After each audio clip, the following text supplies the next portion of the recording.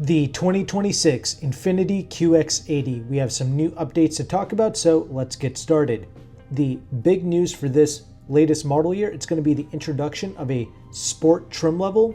The sport model is essentially going to replace the previous sensory trim, and I have to say I do really like the way this blacked out sport model looks. Comment below, let me know your thoughts, but if they just blacked out the emblems as well, this would be perfection in my opinion regarding the exterior at least.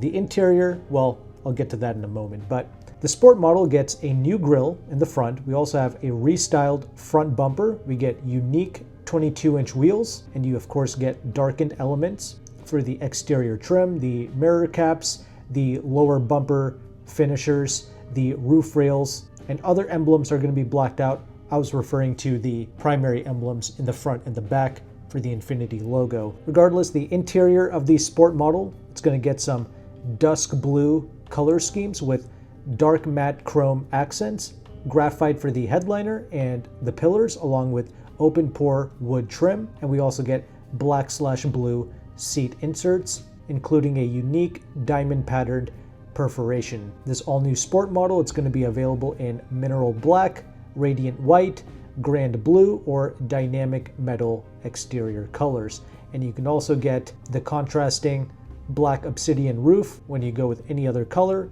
outside of black, because a black car is already blacked out, right? And we do have the official pricing here for the 2026 QX80. It's going to start at $83,750 for a base pure rear-wheel drive, and then it's going to top out at $111,500 for the four-wheel drive autograph, but make sure to add $2,190 to all the prices that you see listed for the destination charge.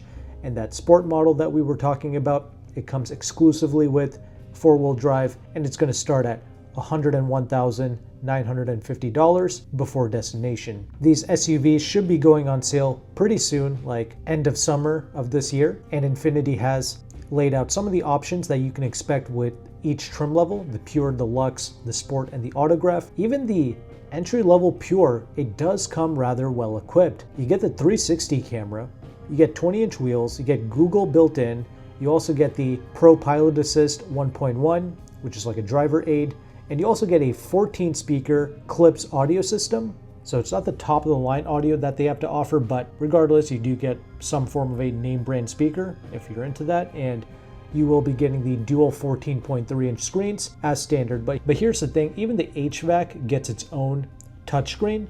That's just what I don't like about this entire segment. It's not just Infiniti. I mean, Lexus kind of started this out with the LX600, I believe, and then the new Cadillac Escalade for 2025. This Infiniti, I believe that new Lincoln Navigator, they all have like screens for everything, and we don't really have any physical buttons and switches. If you want that, these companies are kind of forcing us to go with the non-luxury branded vehicle, which is truly a shame, because otherwise I do like this QX80. It's a unique offering. I like the starting price. Granted, that's for the rear-wheel drive models at $3,100. To get four-wheel drive with the Pure and with the Luxe models, the Sport and the Autograph, they come naturally with the four-wheel drive. Anyway, the Luxe models, it's going to add the electronic air suspension. You get a heads-up display, you get 22-inch wheels, and climate-controlled first and second row seats.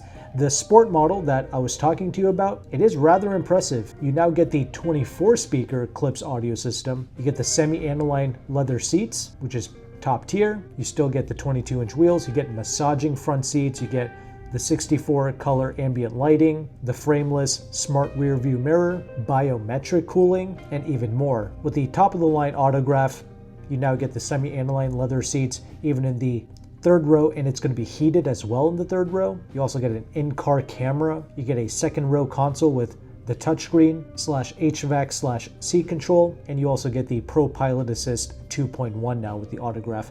I would skip the Autograph and just stick with the Sport model. That's definitely the model I would personally go with if I was in the market for the QX80, or I would just stick with the basic Pure model. But as mentioned before, I'm not a big fan of what these companies have done regarding the HVAC. Regardless, that's pretty much everything you need to know regarding the all-new 2026 QX80. These vehicles, they were initially unveiled for the 2025 model year, so relatively new three-row SUV in the class, and the other big three rows got a substantial update for 2025 as well, so something else to look into. Regardless, since you made it to the end of this video, I do have one resource that I can share with you to help you save money on new vehicles, and that's going to be AutoCompanion.